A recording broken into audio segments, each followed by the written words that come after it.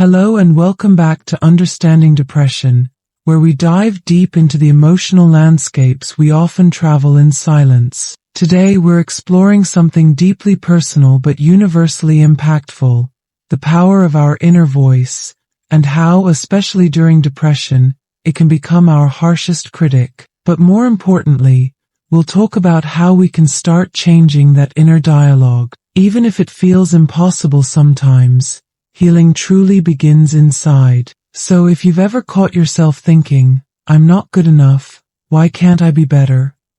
Or maybe I don't deserve happiness. You are not alone. And there is hope. Stay with me. Let's walk through this journey together, one gentle step at a time. And if you find this helpful, don't forget to like, comment, subscribe, and share this episode with someone who might need it too. You never know whose life you might touch. Alright, let's dive in.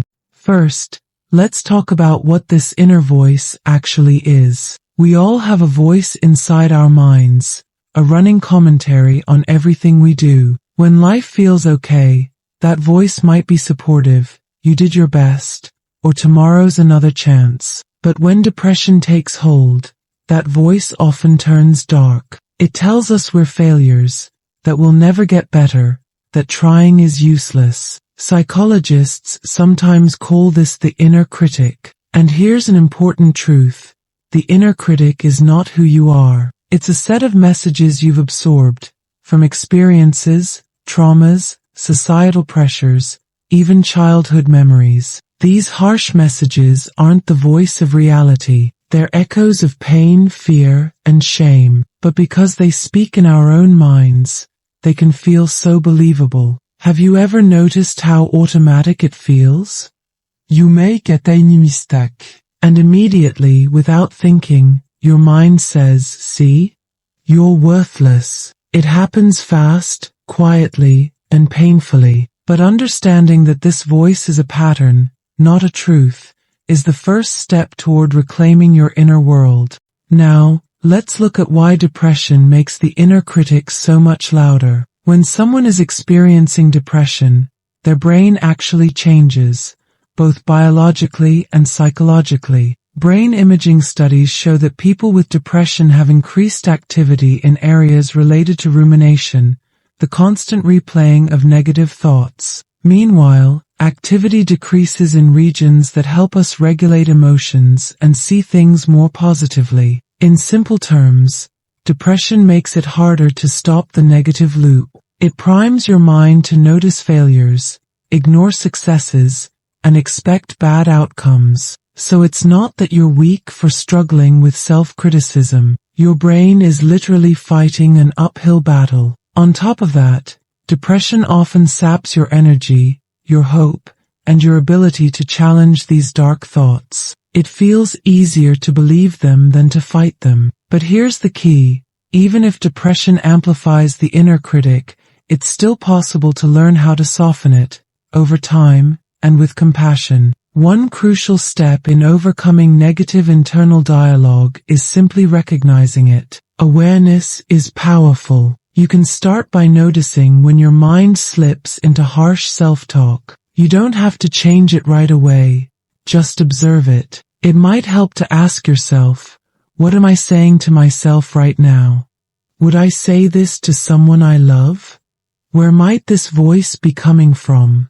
You might realize that the voice sounds eerily similar to someone from your past, a critical parent, a harsh teacher, or even societal expectations. And when you release that, you can begin to separate your true self from the learned negativity. This separation is healing. It allows you to say, wait, that's not me. Dette sol talking. And every time you notice it, without judgment, you weaken the critic's hold. Alright, so, how do we move from noticing negative self-talk to changing it? Here are some powerful strategies.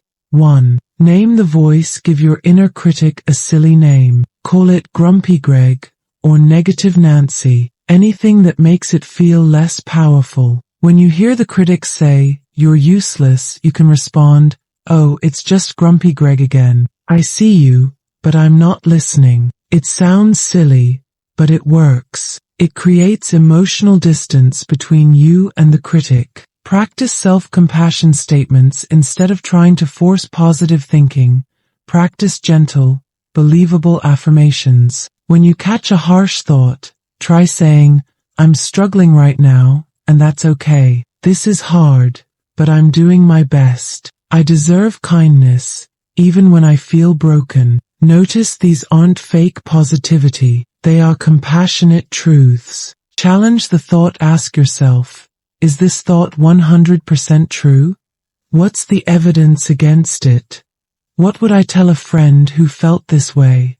When you treat your thoughts like hypotheses instead of facts, you regain power over them. Another powerful way to shift internal dialogue is by building small wins. Depression makes the world feel overwhelming. Your inner critic thrives when you feel stuck. But every small action, getting out of bed, brushing your teeth, texting a friend, is a victory. And every victory sends a new message to your brain.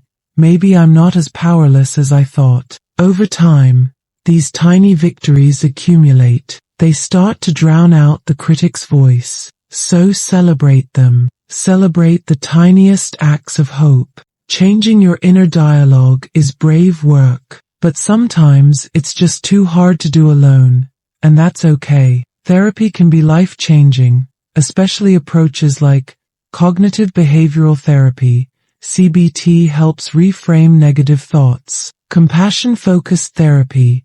CFT helps cultivate self-kindness. Mindfulness-based cognitive therapy.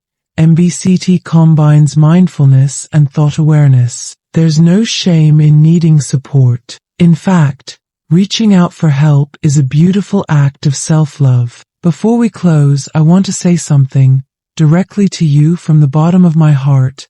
You are not the cruel things your mind says about you. You are not your worst mistake. You are not your illness. You are a whole, complex, beautiful human being, deserving of love, forgiveness, and joy. I know the inner critic can be loud. I know it can feel endless, but it is not the final truth of your life. Every small act of gentleness toward yourself plants seeds of healing. And even if you can't hear it yet, your true voice, the one full of compassion, hope, and courage, is still there, waiting, whispering, growing stronger. Hold on, you Renaud Talon. Thank you for sharing this space with me today. If today's episode resonated with you, please remember to like, comment, and subscribe. Your support helps this channel grow and reach others who might need these words too. And if you feel comfortable, share your story in the comments. You never know who you might inspire. Until next time, be kind to yourself. You are doing better than you think. Stay mindful, stay connected, and take care.